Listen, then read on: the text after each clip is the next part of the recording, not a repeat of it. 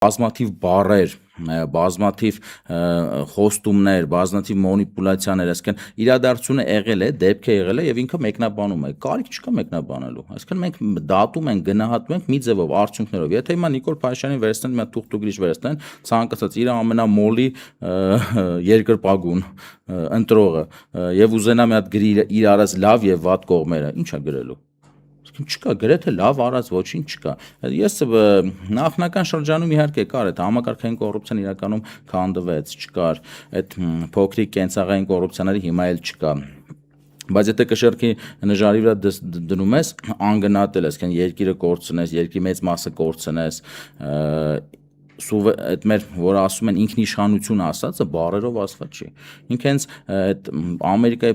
Միացյալ Նահանգների փոխնախագահի գալը, այդ գերադրական աշճանով ներկայացնելը եւ մի հատ հրաշք ներկայացնելը, դա էլ արդեն